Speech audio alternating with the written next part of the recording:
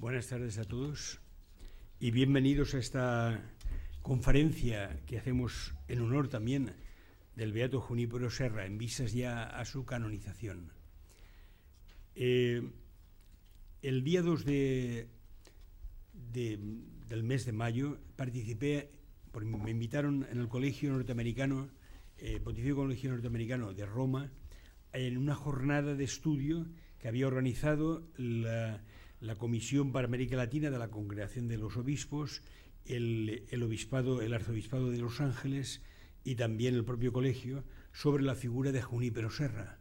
Y yo, como obispo de Mallorca, pues fui invitado en ese sentido.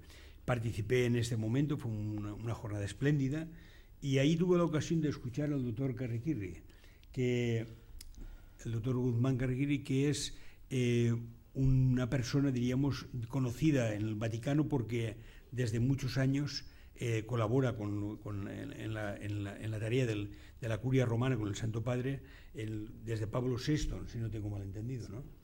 Y él es de Uruguay, ¿no? Y es doctor en Derecho y Ciencias Sociales, y ha colaborado intensamente en el Pontificio Consejo para los Laicos. Ha sido uno de los momentos fuertes, y ahora últimamente el Papa Francisco lo nombró. ¿Francisco? Sí. No, Benedicto le nombró secretario de la vicepresidencia de la Comisión para América Latina. Diríamos que es el laico de mayor rango dentro de la curia romana, y por tanto es un gesto de mucha confianza por parte del Santo Padre, y por su conocimiento de la realidad de la América Latina, por su formación y por tantas cosas. Yo le escuché la conferencia que dictó allí en aquel encuentro y me pareció espléndida, y me pareció que era motivo suficiente para traerla aquí también a Mallorca, porque nosotros también necesitamos constantemente rehacer, ¿no?, el tejido de la misión, de la vida de Junípero Serra. Para nosotros Junípero Serra pues aparece como un personaje, sí, mallorquín, maravilloso, pero en realidad desconocemos tantas cosas de él, y que necesitamos recuperar la conciencia de quién es él y a qué problemas se enfrenta y qué misión desarrolla, en qué contexto se mueve. A veces en la prensa leemos noticias como que hay grupos que ponen en cuestión su obra evangelizadora, qué tal, ¿no? Y esto es un poco lo que queda en este mundo nuestro, ¿no?, que siempre es de noticias y que normalmente suelen ser, si es posible, negativas, ¿no? Yo pensé que necesitábamos otra visión de las cosas, y por eso le invité para que viniera acá y pudiera ofrecernos su conferencia, que creo que es muy valiosa, ¿no?, porque se trata de situar la obra de Junípero Serra en el contexto de la obra evangelizadora de América, y así comprender mejor quién era él. Para nosotros Junípero Serra es como Jesús en Nazaret, es la vida oculta. Su vida aquí entre nosotros fue la vida oculta, aunque él aquí era conocido, era un personaje, un profesor, era un franciscano, un hombre empapado de la visión de la vida de Ramón Llull, ¿no?, y por tanto con un fuerte impulso misionero, y un impulso misionero que le llevaba, sobre todo como Ramón Llull, no simplemente a tener la voluntad de proponer el Evangelio, salir al encuentro sino salir al encuentro desde una actitud de diálogo, de acogida, de conocimiento del otro, aquel al que tú vas a anunciar el Evangelio. Es decir, desde este diálogo es donde él proclama el anuncio de la fe. Y en ese sentido, pues, es un personaje para nosotros, por una parte, conocido, pero desconocido también. Posiblemente el autor, Jaume Anglada, es quien mejor, para mi modo de ver, o mejor no sé, pero que ha contado un poco la aventura espiritual interior de Junípero Serra, ¿no?, en su viaje, en su marcha, en su camino, siempre endavant, ¿no?, esta actitud suya de salir de aquí para anunciar el Evangelio allá en América. Y creo que lo ha contado maravillosamente, preciosamente. Pero también nos hace falta muchos más datos, más elementos, y yo creo que en ese sentido la conferencia de hoy nos ayudará para comprender mejor a este santo que el Papa canonizará en Washington el día 23 de septiembre de este año. Nosotros como diócesis hemos promovido una peregrinación, será un grupito el que pueda ir, o que grande, depende del que quiera venir y pueda venir, ¿no? Todo va unido, ¿no? Pero en último término será un momento importante y que luego nosotros celebraremos aquí, tanto en Petra, en su patria natal, ¿no? Diríamos más cercana, y también aquí en la ciudad de Mallorca, de Palma. En todo caso, nosotros nos alegramos de tenerle aquí y de poder seguir esa conferencia, que seguro nos va a ilustrar y nos va a ayudar para comprender mejor a Juniper Serra. Gracias. Muchas gracias, señor.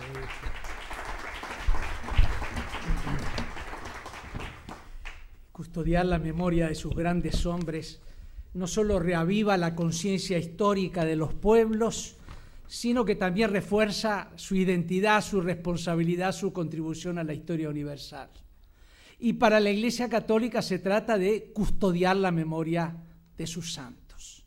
Así que yo con muchísimo agrado acepté la invitación, señor obispo Javier Salinas, para compartir con ustedes algunas reflexiones en torno a la figura de Fray Junípero Serra y todas las implicaciones que tiene la próxima canonización de Fray Junípero Serra por el Papa Francisco y el 23 de mayo próximo en el Santuario Nacional de Washington, en el transcurso del viaje apostólico que llevará al Papa primero a Cuba y después a Estados Unidos. Un gran mexicano latinoamericano como Octavio Paz, Premio Nobel de la Literatura, presentaba del siguiente modo su trayectoria personal. Escribía: en el intento de responder a la pregunta sobre México me di cuenta en el camino de que ser mexicano era ser latinoamericano y vecino de los Estados Unidos.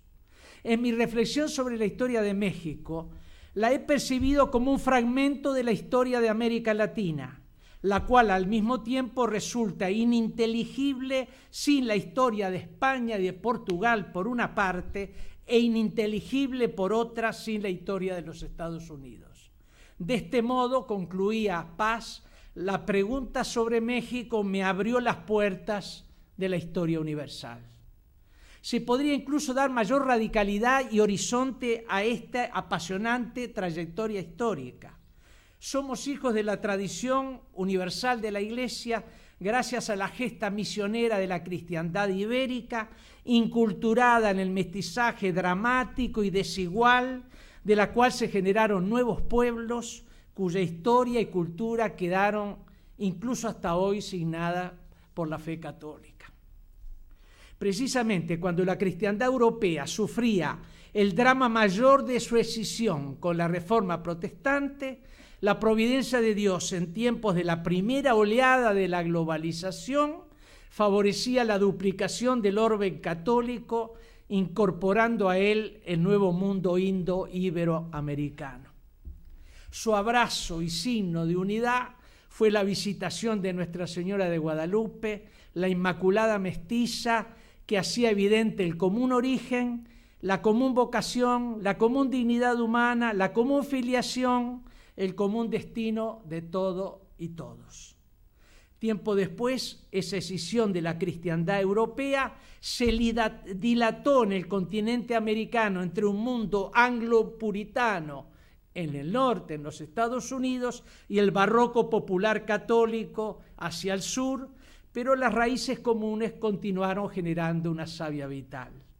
Fray Junípero Serra puede ser considerado un gran testimonio de esa gran corriente de santos misioneros que están en la base de la fundación de la Iglesia en América.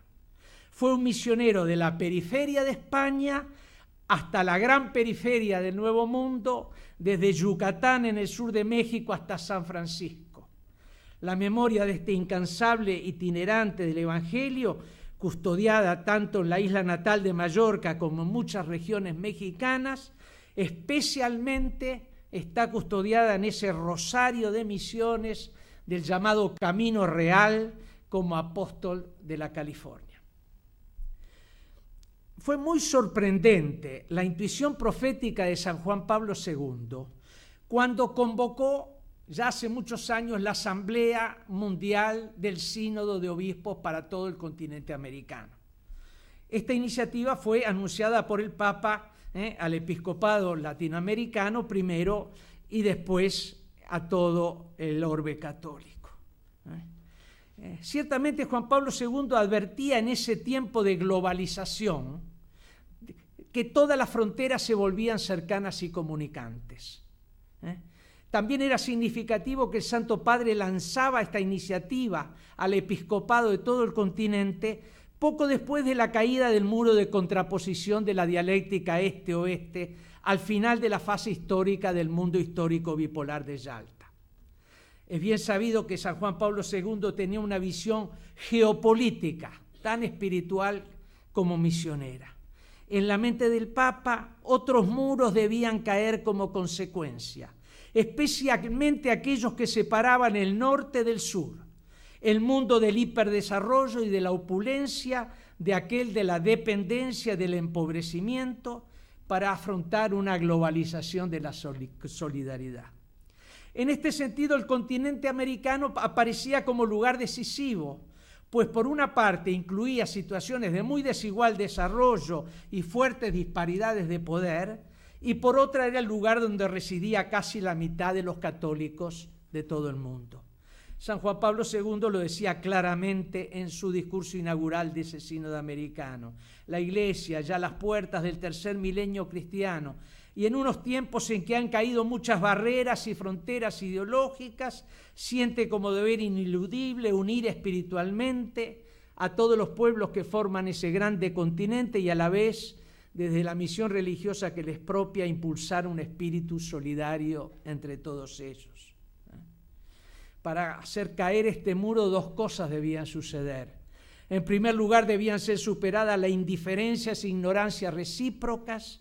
En segundo lugar, cada una de las partes era llamada a afrontar con realismo y sinceridad el legado histórico de responsabilidades que habían provocado contraposiciones muy fuertes.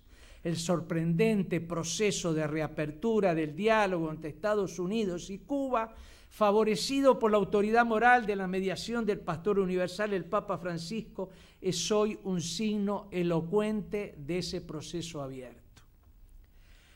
No sabemos en qué medida San Juan Pablo II tenía en mente las raíces comunes del continente americano cuando tuvo la intuición profética de ese sínodo americano.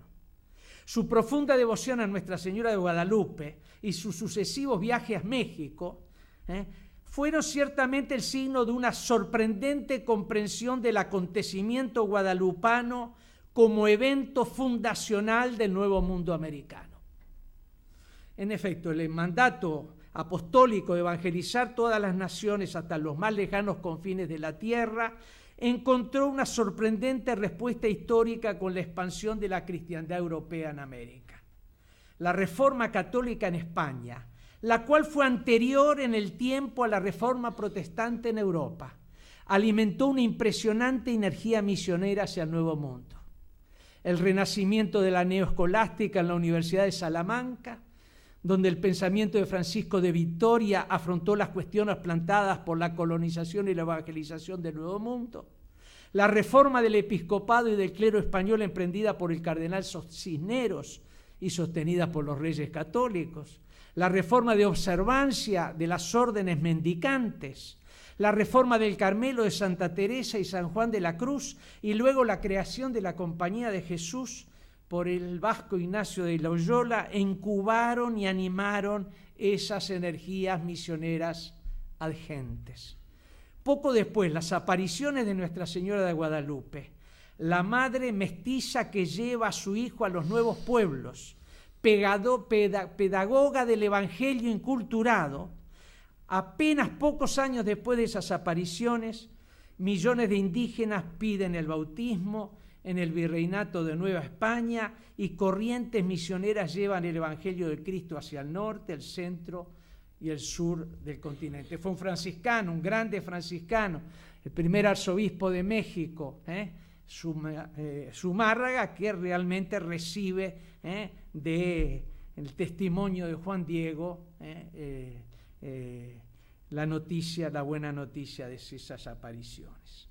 Esta ola de la primera evangelización vivió un tiempo de asentamiento en el siglo XVII, pero de fuerte resurgimiento desde finales de ese siglo y durante el siglo XVIII, gracias a las misiones de la Compañía de Jesús, por una parte, son muy conocidas las extraordinarias reducciones indígenas de Sudamérica, del Paraguay, tienen aquí la exposición, pero mucho menos sus obras en California, y a una nueva primavera de las misiones franciscanas, por otra. En la misma embarcación que llevaba a los jesuitas deportados de California, en la inicua expulsión de la Compañía de todas las regiones del Imperio Español y del Imperio Portugués, se embarcaron los 12 franciscanos encabezados por Junípero Serra, que iban a reemplazarlos en la evangelización de aquella enorme región del norte del Virreinato de Nueva España. Si en Paraguay las reducciones fueron comenzadas por los misioneros franciscanos y continuadas y desarrolladas por los misioneros jesuitas, en la California serán los franciscanos los que continuarán la primera obra de los jesuitas después de su expulsión. Mallorca es la patria natal, vocacional, gestadora de la personalidad humana y religiosa de Junípero Serra. Sabemos que nace en Petra el 24 de noviembre del 1713, que desde marzo del 1730 vive a Palma de Mallorca, donde meses después viste el hábito franciscano, iniciando el año del noviciado en el convento de Santa María de los Ángeles. Fue entonces que le fue dado el nuevo nombre religioso de Junípero, es decir, Ginepro, uno de los primeros compañeros de San Francisco. El 15 de septiembre de 1731 emite la profesión religiosa. Del 32 al 37 habitó ese convento, donde completó su formación religiosa y sus estudios de filosofía y teología, ordenándose sacerdote en 1737. A su intenso apostolado juntó también su docencia en la Universidad Ramón Llull de Palma de Mallorca desde 1740 al 43, donde enseñó filosofía, y del 44 al 49, donde enseñó teología. El mismo Ramón Llull, gran mallorquín, que esperemos que sea canonizado pronto, era terciario de la orden franciscana. Había creado una universidad misionera y destacaba siempre el respeto por la dignidad humana y la libertad de conciencia, insistiendo que las conversiones no debían basarse jamás en la coerción, sino en la oración, en la persuasión y la inculturación del mensaje del Evangelio en el lenguaje y costumbres del país. Mucho habrá aprendido de él nuestro buen Fray Junípero. Ya hacia finales del 1748, Junípero sintió la inspiración por el trabajo misionero en el Nuevo Mundo, junto con su inseparable compañero y discípulo, el franciscano y también mallorquín Francisco Palou, quien escribiera la primera obra biográfica después de la muerte de Fray Junípero, el primer libro en absoluto que fuera escrita en Alta California, publicado después en México. Tuvo mucho influjo en la vocación misionera de Fray Junípero. Una cosa curiosa, la experiencia y los escritos de la monja franciscana María de Agreda, que no obstante nunca había salido de su pequeño pueblecito natal, afirmaba que en la década de 1620 había sido transportada en espíritu más de 500 veces para ir a evangelizar a los pueblos de Nuevo México, Arizona y Texas. Sus bilocaciones fueron ampliamente documentadas. Los nativos la llamaban la Dama de Azul cuando llegaron los franciscanos. Cuando Fray Junípero partió desde Cádiz al Nuevo Mundo con otros hermanos franciscanos en 1749, lo hizo, fíjense, los regalos indicativos de la providencia de Dios en una embarcación que llevaba por nombre Nuestra Señora de Guadalupe, llevando consigo solo 2 libros, la Biblia y la Ciudad Mística de Dios de María de Agredo. Fray Junípero en México confió toda su misión en la Baja y la Alta California a los pies de la sagrada imagen de Nuestra Señora de Guadalupe en Ciudad de México. Fray Junípero vivió muchos años en el Colegio San Fernando de los Franciscanos en Ciudad de México, convertido en colegio de propaganda fide, donde se compenetró con lenguas y costumbres indígenas. Recorrió muchas regiones del país evangelizando a los nativos, especialmente en la Sierra Gorda, hacia el norte del actual México. pero su gran gesta misionera lo llevó desde la Baja California a la Alta California, por entonces parte del Virreinato de Nueva España, de México, cuyo litoral pacífico se veía ya amenazado por la expansión y las incursiones de los rusos. De los 70.000 nativos americanos que habitaban en la Alta California, digamos desde San Diego a San Francisco, cerca de 7.000 fueron libremente a vivir en las misiones franciscanas. Fray Junípero fue para ellos un gran pastor y protector. Defendió siempre la dignidad humana de los indígenas y por ello entró en duros conflictos con todos los comandantes militares españoles que se sucedieron en la región. La violencia sexual de los soldados contra las mujeres indígenas, las brutalidades en el maltrato de los indígenas o los intereses fiscales de la corona respecto al trabajo de los indígenas provocaban duras reacciones del buen fraile y de sus compañeros. Él llamaba a los indios gentiles, aquellos quienes, según el lenguaje bíblico, no habían recibido la revelación del verdadero Dios. Les llevó el Evangelio, es decir, la más sublime autoconciencia de ser criaturas de Dios a su imagen y semejanza, llamadas por la catequesis y el bautismo a ser sus hijos. Los llamó siempre hijos y siempre cuidó de ellos en cuanto tales. Los instruyó en cultivos agrícolas, en la industria, en las diversas técnicas artesanales. No hay nada en sus numerosísimas cartas y escritos que aparezca como prejuicio racista. Nada, ni una sola coma. ¿Qué diferencia en relación con la expansión de las 13 colonias del Atlántico, donde prevalecía el proverbio en la conquista del oeste, el único indio bueno es el indio muerto, y donde el racismo en ese tiempo era ideología que se propagaba por toda Europa, preparando lo que sería la gran corrida de la colonización del África a inicios del siglo siguiente. Tratar a Fray Junípero de criminal racista, incluso de genocida, como lo están haciendo hoy día algunos grupúsculos, lobbies, muy pocos estudiosos y algunos medios de prensa de California, no solamente es una gruesa estupidez, sino una calumnia infame de personas o ignorantes o enfermas de ideología. Son calumnias que no se sostienen ante la más mínima confrontación con la verdad histórica, ante las más serias investigaciones históricas y las más importantes publicaciones acerca de la vida y de la obra de Fray Junípero. Tal vez detrás de la aparente defensa de los nativos americanos se trata de esconder la verdadera historia y la verdadera realidad de su miserable marginación. En efecto, la eliminación de todas las órdenes religiosas por parte del Imperio Mexicano en 1822 provocó la secularización y gradual ruina de los pueblos misioneros y un grave daño a los indígenas. Pero el golpe de gracia contra ellos fue dado por la conquista del oeste, que culminó con la carrera del oro hacia California, desplazados los indios hacia tierras improductivas, marginados, perseguidos y despreciados. Fue luego el primer gobierno del naciente Estado californiano quien persiguió a los indígenas en su territorio usando todo tipo de violencias contra ellos, provocando gran mortandad de indígenas y condenando a los supervivientes a su triste exilio y destino en las reservas.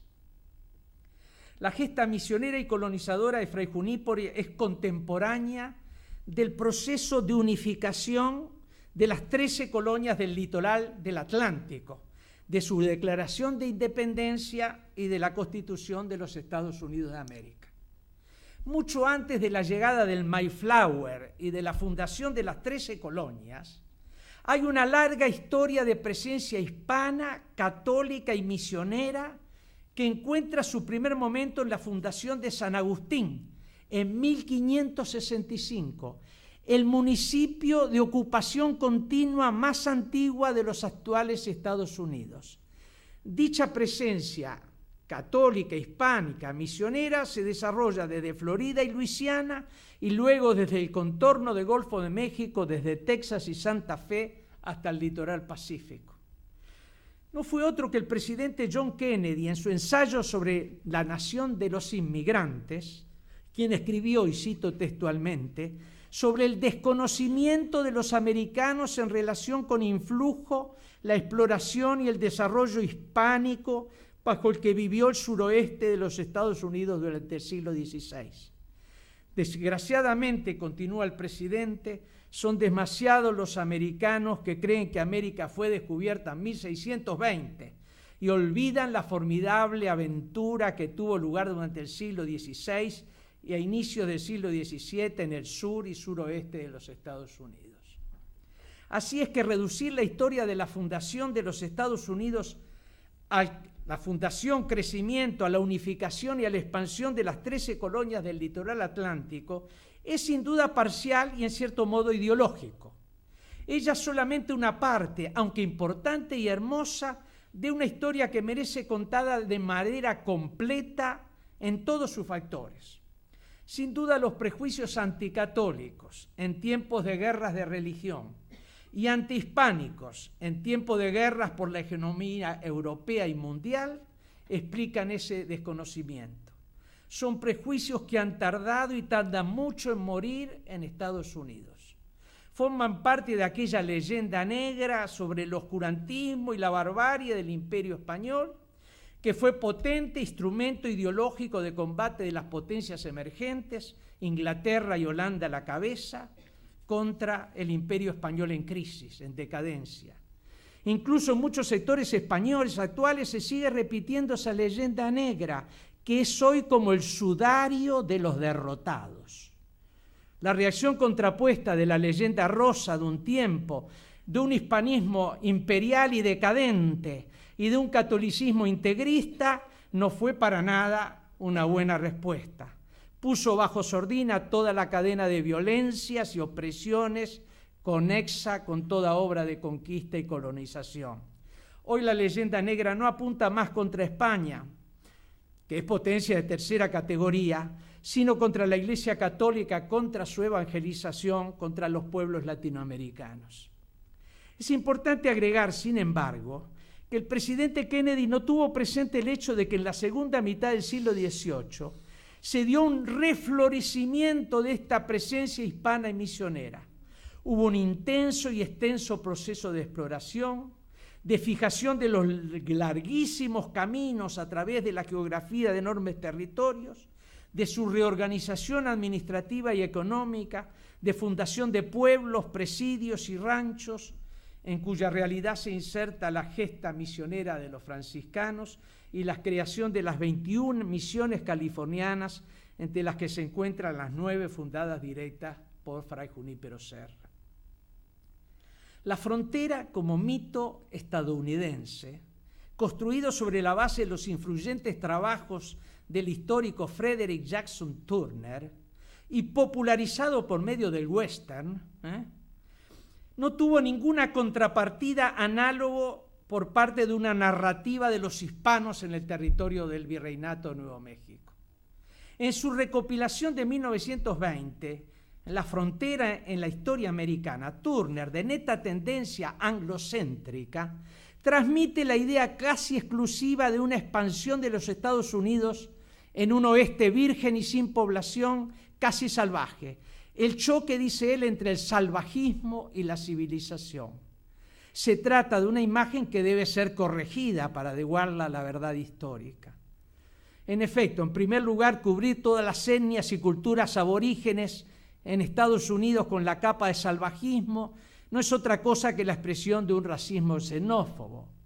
Y en segundo lugar, se desconoce que los hispanos no se limitaron a descubrir casi todo el territorio de los Estados Unidos, sino que mantuvieron una presencia continua y prolongada en regiones como California, Nuevo México, Texas, Luisiana y Florida, y aún otras, y dejaron una profunda huella cultural notable en la toponimia de las ciudades y de las geografías, pero también en la arquitectura popular, en el urbanismo y en la transformación del paisaje urbano con la introducción de la agricultura extensiva, así como en el lenguaje y en la tradición cristiana.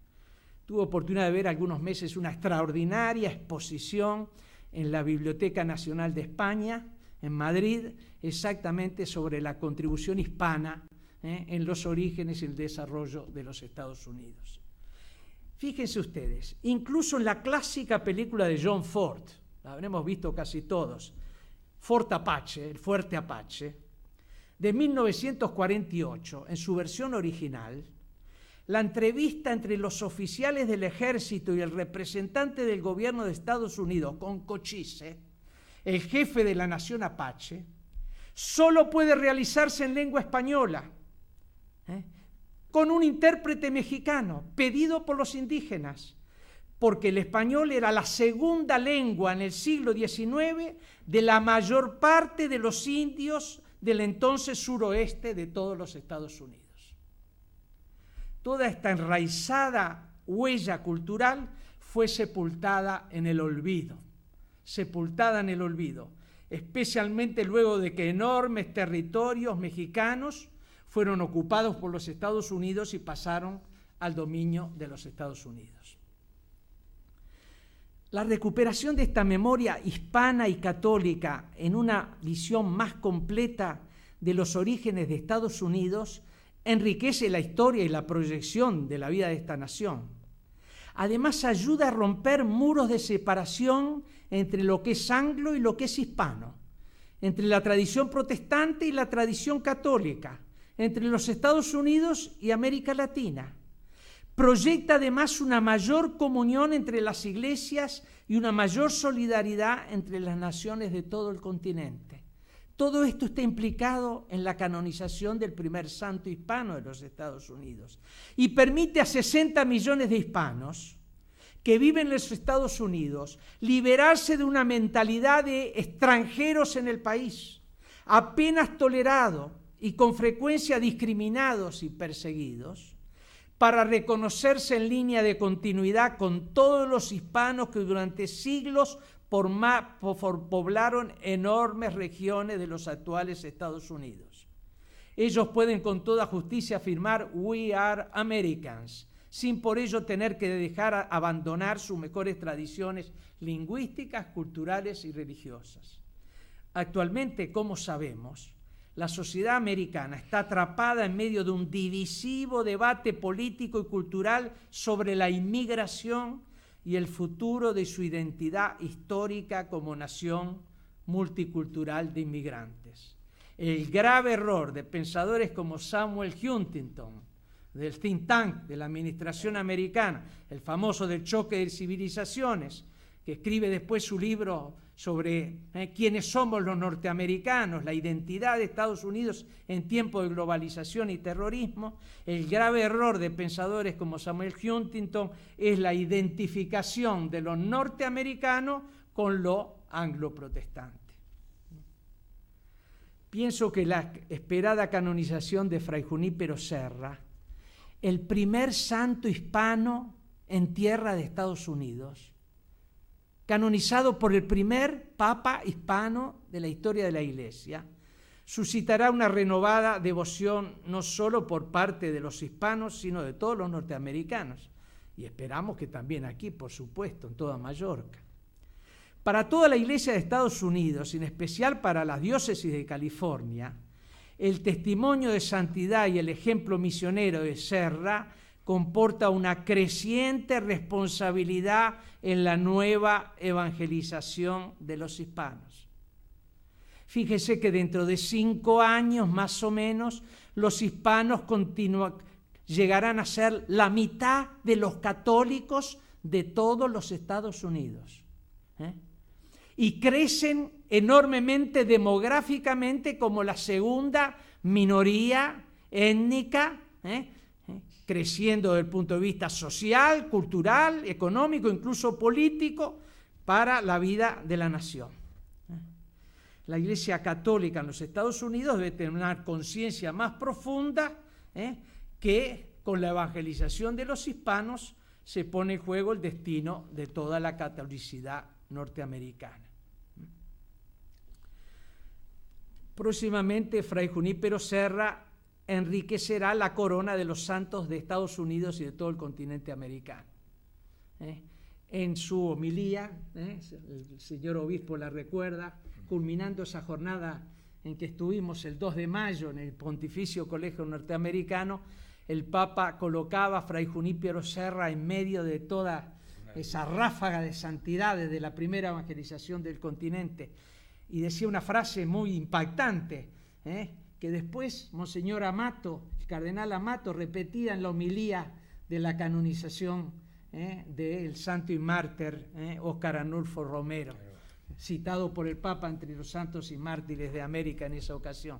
Decía que un viento impetuoso de santidad recorra el jubileo extraordinario de la misericordia por todas las Américas y ojalá también por todo el mundo. Hay entre los santos de Estados Unidos santos franceses, santos de origen francés, de origen italiano, la Cabrini, nativos de Bohemia como Newman, nacidos en Bélgica como Boutste de Molokai, de origen alemán, Tehuacuita, de origen algonquín Mowak, Elizabeth Seton y Drexler, de larga ascendencia en los Estados Unidos. Ahora le toca al primer santo hispano en los Estados Unidos. Esta corona de santos de Estados Unidos son algo así como la expresión de los mejores hombres de las distintas corrientes de inmigración que han hecho el país. San Juan Pablo II fue tremendamente elocuente durante su visita apostólica a Los Ángeles cuando exclamaba, hoy en la iglesia de Los Ángeles, pero vale para todo el país, Cristo es inglés y es español, Cristo es chino y es negro, Cristo es vietnamita y es irlandés, Cristo es coreano y es italiano, Cristo es japonés y filipino, nativo de América, de Croacia, de Samoa y de muchos otros grupos étnicos. En esta iglesia local el único Cristo resucitado, el único Señor y Salvador, vive en cada persona que ha acogido la palabra de Dios y ha sido purificada en el agua salvífica del bautismo. Y la iglesia con cada uno de sus diversos miembros continúa siendo el único cuerpo de Cristo que predica la misma fe unida en la esperanza y en el amor. ¿No es este el carácter providencial de que está revestida la América y no otro? En este acontecimiento católico universal se realiza ya como realidad presente y como promesa de cumplimiento el lema que está en la fundación misma de los Estados Unidos, E pluribus unum, de la pluralidad, la unidad. Se ha dicho que la Iglesia Católica en los Estados Unidos es un microcosmo global que refleja la extrema heterogeneidad de los componentes del mundo entero en cuanto procedentes de diversas olas de inmigración.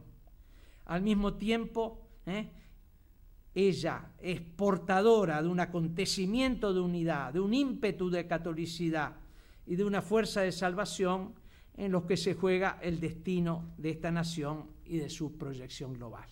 Les agradezco la paciencia.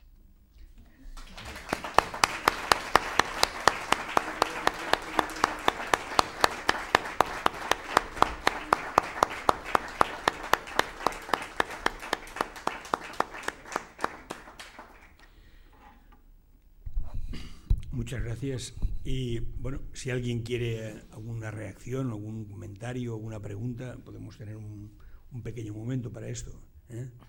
Se lo piensan, pero pueden hablar, no somos muchos, nos conocemos aquí.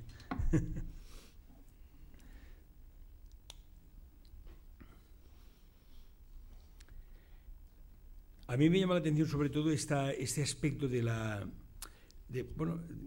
en una cultura dominante como es en Estados Unidos, el mundo anglosajón y tal, ¿no? Recuperar esta memoria, ¿no?, de quienes están a la base de esta historia, ¿no?, y que han quedado un poco marginados y que vuelven otra vez. Y creo que esto es un elemento muy importante para todos, ¿no? Porque también en otros ámbitos también de nuestra vida, de nuestra historia, también ocurre así. A veces en un momento dado hay un olvido de quiénes somos, dónde estamos, quiénes están detrás de todo esto. Y creo que en este momento recuperar esa memoria de aquellos que aportaron el Evangelio y con él todo lo que vino y toda la obra civil evangelizadora y humanizadora, creo que es muy, muy necesario para nosotros. Más todavía yo creo aquí en Mallorca, ¿no? Digo Mallorca por decir una parte de España, ¿no? Pero vivimos en un gran cambio social constante, ya llevamos 40 años de cambio, veremos cuándo acabamos de cambiar, ¿no? Pero estamos en este proceso.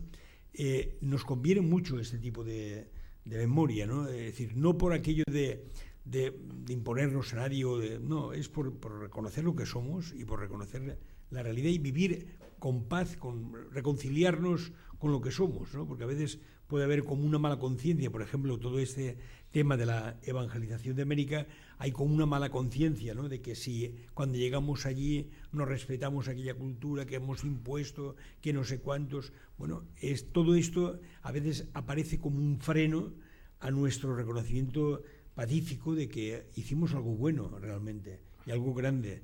Y lógicamente, como todo lo humano, efectivamente, no todo es perfecto y hay cosas que efectivamente fueron negativas y se señalaron así. Pero habría que subrayar también toda esta parte buena y positiva, porque ocurre que en este momento también aquí entre nosotros el comentario que nos llega vuelve otra vez a recuperar esta duda, ¿no? La duda de, bueno, pero en realidad, ¿qué hicieron? ¿Y lo que hicieron estuvo tan bien o no? Y está esta duda ahí detrás, ¿no? Yo creo que el escuchar este tipo de propuesta creo que nos puede ser muy valiosa. Yo los invitaría a leer cualquier tipo de manual de historia de los Estados Unidos, de uso en escuelas, en liceos, a nivel universitario, y les puedo asegurar que la casi totalidad de ellos comienzan en la fundación de los Estados Unidos con la llegada de los peregrinos del Mayflower. Una historia hermosa de los puritanos que, en búsqueda de una tierra de libertad, la Nueva Jerusalén sobre la colina, huyen de la persecución del protestantismo clásico, real, de la Inglaterra, y construyen esas 13 colonias, donde nos faltó, por otra parte, Maryland, que era la colonia de católicos que también perseguidos llegaban a esa tierra de libertad. No hay manual de historia, de enseñanza en los Estados Unidos, no hay, estoy exagerando, que no hablen de la fundación de los Estados Unidos a través de la fundación de los 13 colonias. Un siglo antes, hubo presencia hispana, hubo presencia católica, hubo presencia misionera por doquier en los Estados Unidos, recorriendo amplísimos territorios de los Estados Unidos. La cosa que asombra es que todo eso ha quedado bajo un olvido, una capa de olvido, como sepultado bajo el olvido, clara indicación de una cobertura ideológica, de la propia historia, contada solo parcialmente. ¿Esto qué quiere decir? Que queremos reivindicar, corporativamente, reivindicar nuestra presencia católica original en los Estados Unidos.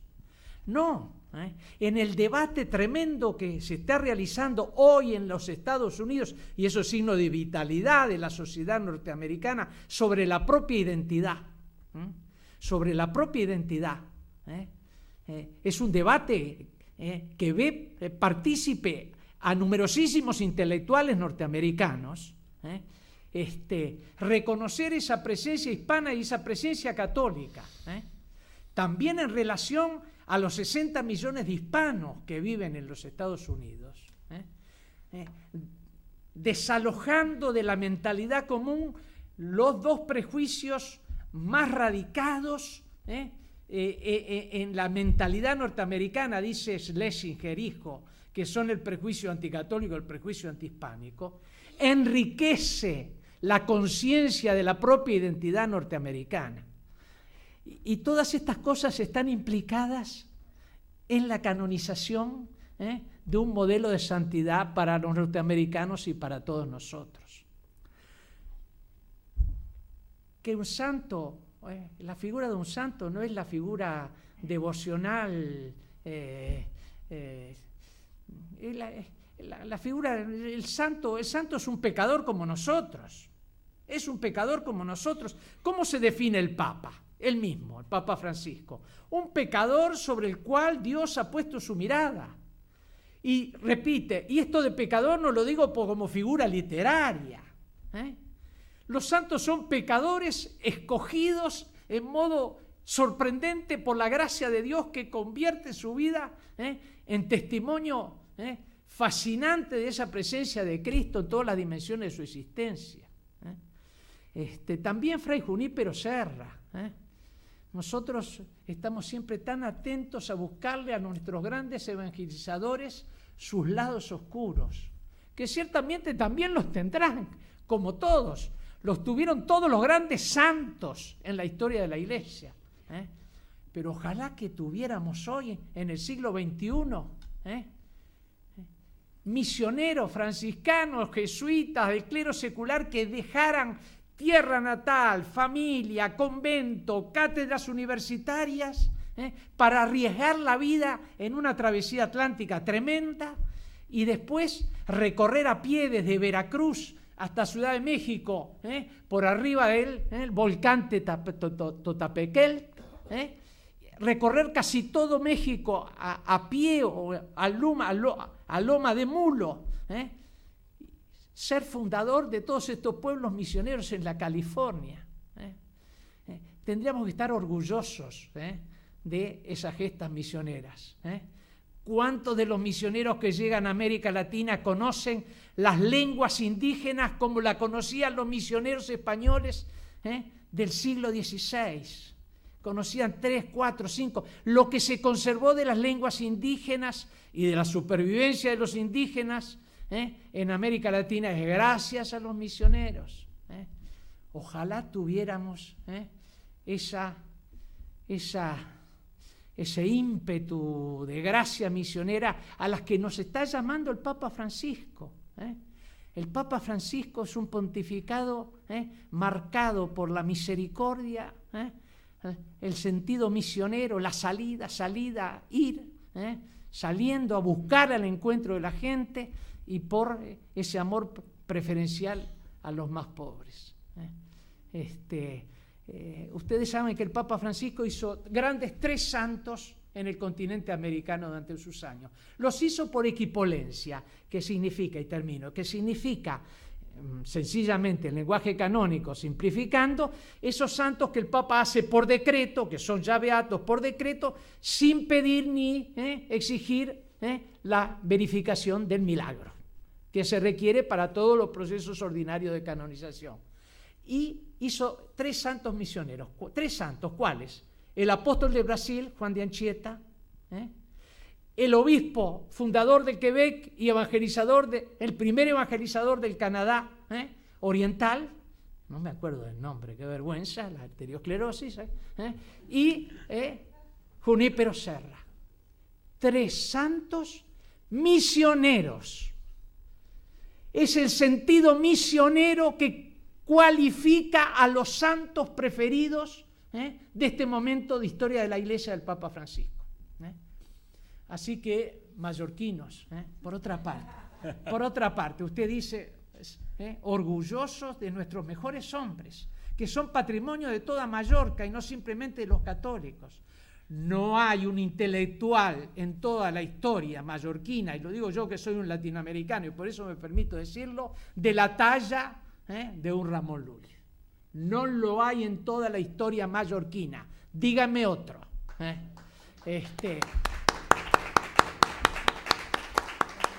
Y no hay un evangelizador tampoco de la talla de Junípero Serra. Ojalá que muchos otros intelectuales y misioneros vengan después.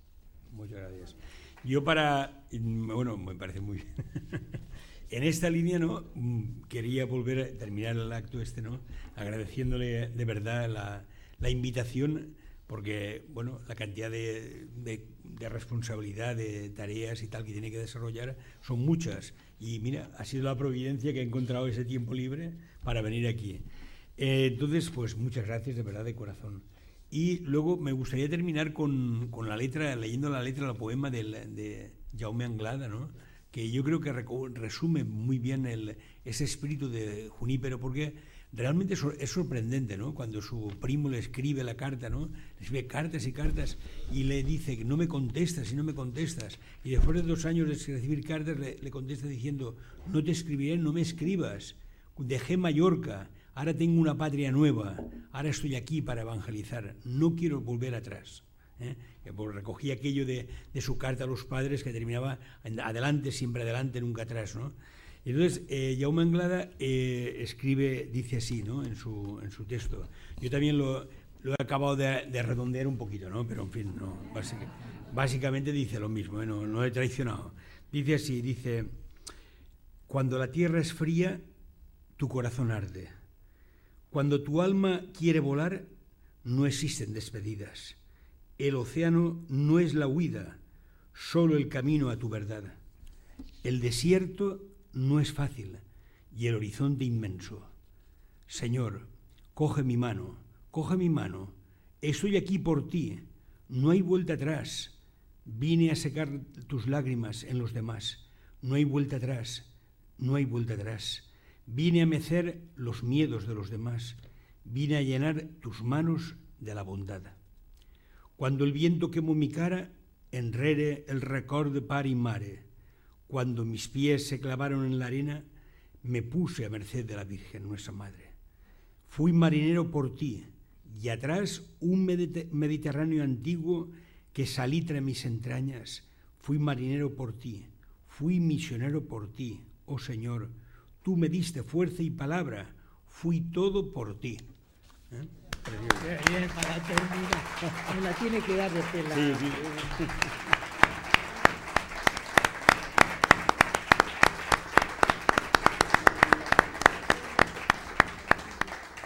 Pues muchas gracias y decirles también esto que arriba tienen la exposición de las reducciones, que también es otro modelo, ¿no? Otra forma, otro testimonio de esta obra de misionera. Yo creo que como iglesia, en Mallorca ha sido una Mallorca muy misionera. Muchos sacerdotes de nuestra diócesis han ido a América, también en África. Había una voluntad siempre de esta presencia, ¿no? A través del clero diocesano y luego también los franciscanos, las distintas congregaciones religiosas. De hecho, dicen que Juniper Serra le consintió que Palou escribiera la biografía para testimoniar a los franciscanos de Mallorca que allí había una gran misión y que vinieran, que no se quedaran aquí, que vinieran allá, ¿no? Bueno, en todo caso, nuestra historia es una historia marcada por la misión. Tantas congregaciones religiosas, tanta gente, ¿no? Es muy fuerte. Y yo creo que en este momento en que estamos un poco así, diríamos, encogidos, ¿no? O sobrecogidos, no sé, por la situación por el cambio que vivimos, sencillamente, ¿no? Estamos cambiando. Este es un aspecto que no podemos perder de vista nunca. Podremos desarrollarlo de una forma o de otra, eso sí. A lo mejor es otra forma de que tenemos que llevar adelante esto. Pero, entre otras cosas, hoy la misión ha venido a visitarnos. Hoy han venido muchos emigrantes aquí de los países y necesitamos salir a su encuentro, ¿no? Pero también es verdad que tendremos que desarrollar esta dimensión misionera porque es sustantiva a la propia realidad de la Iglesia. Y hoy es verdad que la misión es también el diálogo entre las iglesias, el apoyo mutuo de unos y otros. Ellos vienen aquí, nosotros vamos allá, intercambiar dones, ¿no? De unos con otros. Todo esto es un trabajo que tenemos que continuar realizando y que realizamos. Nosotros a través tenemos una institución, Mallorca Misionera, ¿no? Que desarrolla esta tarea y gracias a Dios aún tenemos el apoyo de muchas hermanas, ¿no? Religiosas que están en el Perú. También tenemos en Burundi una presencia más exigua, pero que ha dado fruto porque las hermanas de la caridad que estaban allí han generado una nueva congregación inspirándose en ellas mismas, ¿no?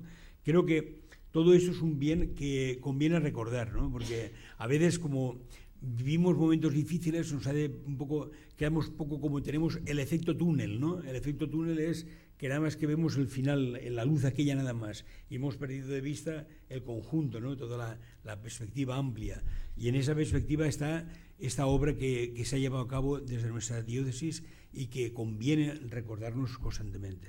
Gracias y que el Señor le bendiga.